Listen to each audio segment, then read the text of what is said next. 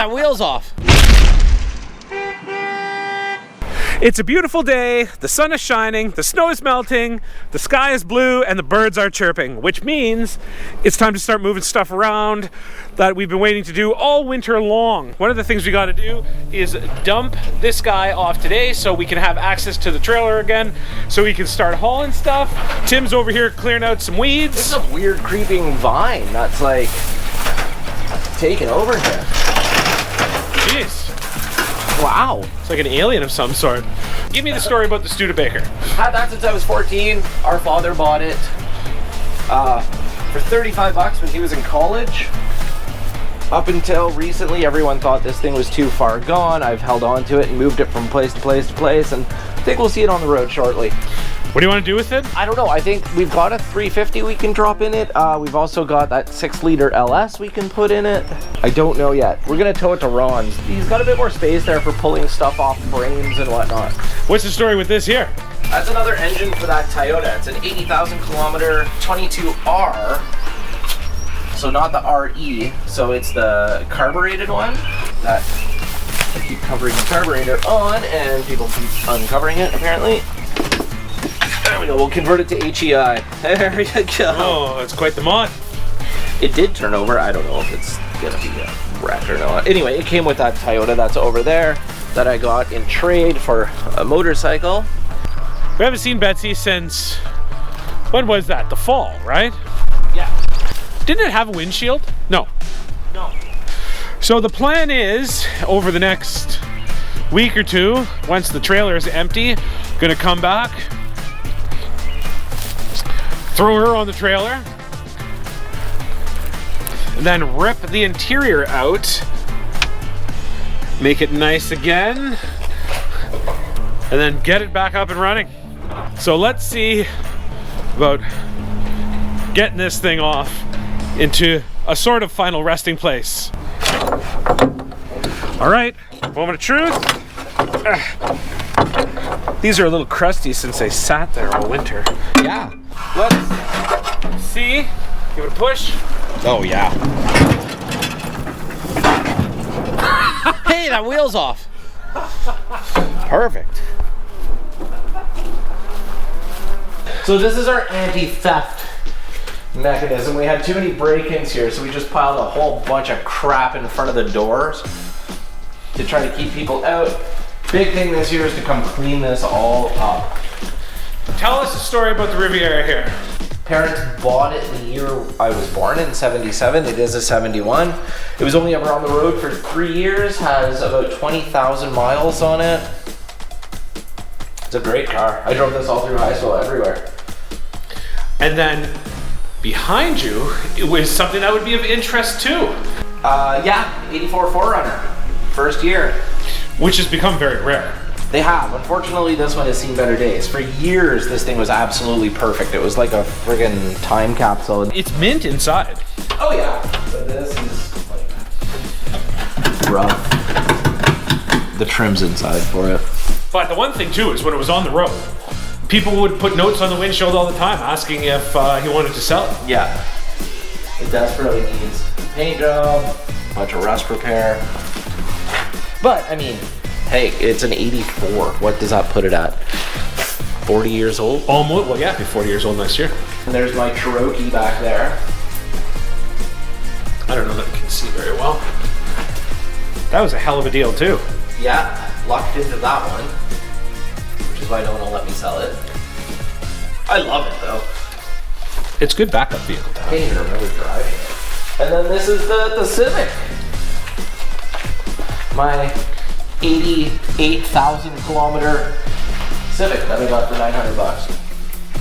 And over there is the Suburban. I don't know about you, but I get asked all the time about whether or not we still have it.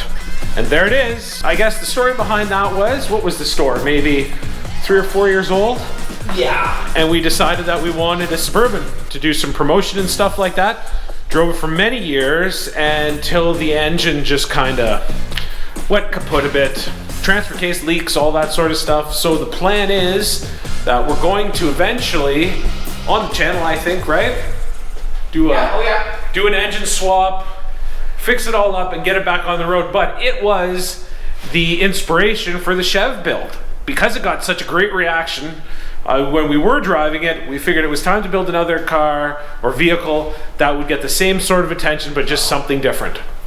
So it's another morning, not quite as beautiful as yesterday morning, but a great morning all the same. And why might that be? What do we got here, Tim? Engines! I ended up with a couple 350s, and then we actually ended up with a transmission for the Chev, which has the proper transfer case on it. So now, the mission is to get these guys off inside somewhere so that I can go ahead and build some carts for them so we can scoot things around, because the garage, she's starting to get pretty full of stuff.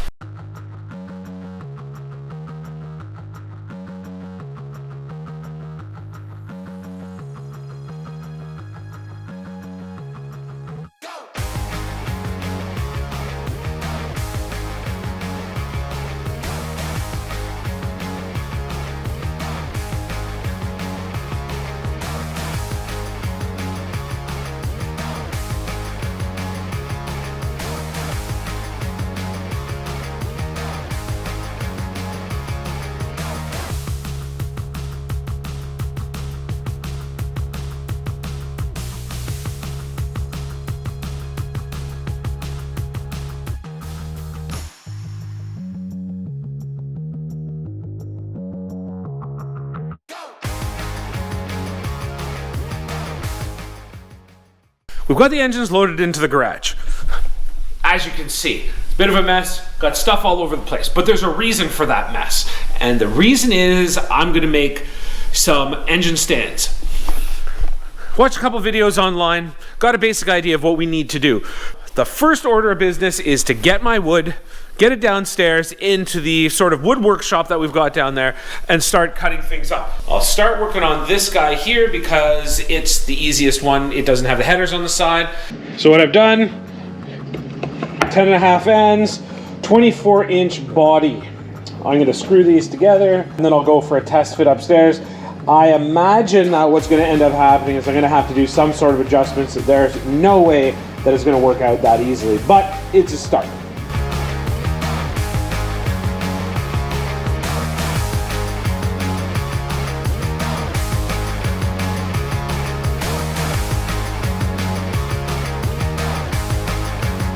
There you go, basic box. I'm gonna go upstairs, get one of the engines back on the engine hoist, pick it up and see how it fits. Because the one with the headers on it is closer to the door, I may just stick with that and try that one out, and whatever, they gotta be done either way, so away we go.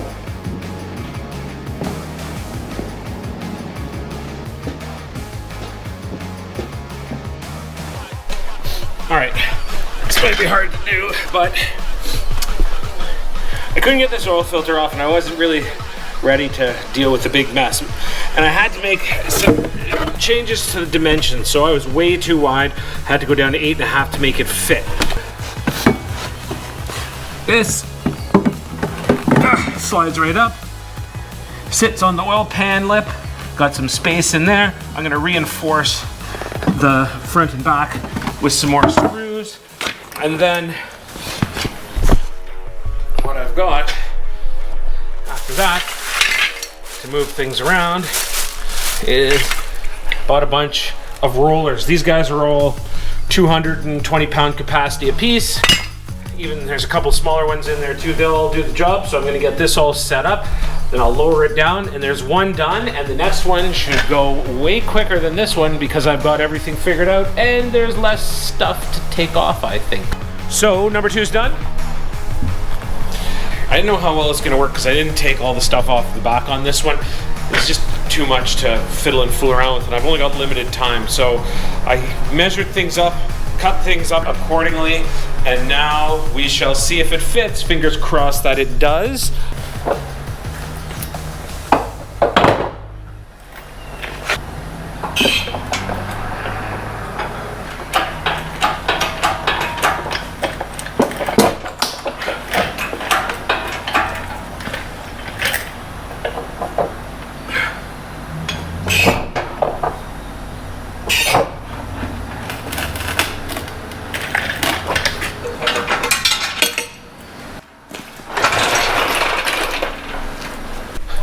both are done, and just to recap, I had a couple different options that I could have gone with.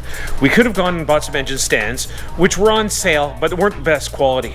And the problem that the engine stands had was that they have these steel wheels on the bottom. The issue with that is it's very hard to move anything around, trying to get over a higher crack or trying to get up a lip or something like that. And that's why we went with these rubber wheels.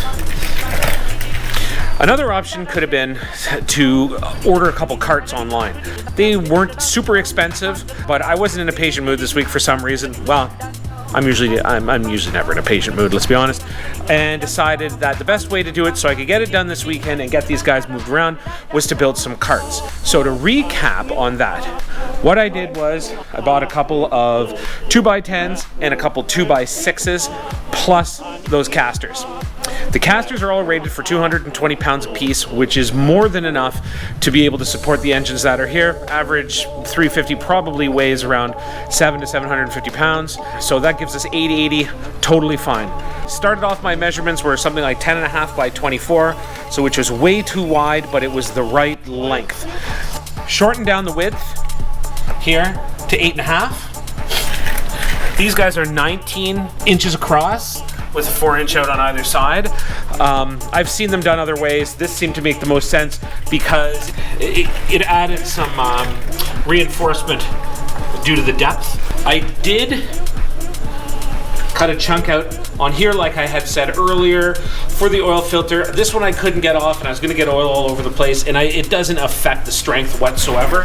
On this one I actually went with a 2x4 on the bottom because it was way more work to take everything off the back of the engine. So I just left it, and as you can see, it fits in no problem whatsoever. Lots of strength there for sure, and they roll around nicely. I think overall cost for everything, about 140 bucks. Plus, I have wood left over to make a cart for this guy as well. So all in all, didn't take me long, few hours, super easy to do. I highly recommend it if you want to be able to move your engines around in your garage and not spend an absolute fortune and move them around with ease. So that's pretty much it for us for this week. Hope you enjoyed the adventure from picking the engines up, actually picking the trailer up, that's right, then picking the engines up, then dropping them back off at the garage, to me getting them on those carts, and I'll be able to move them around and get them put away. So thanks for watching, everybody. Hope you enjoyed. Make sure to click the like button and the subscribe button. Have a good one.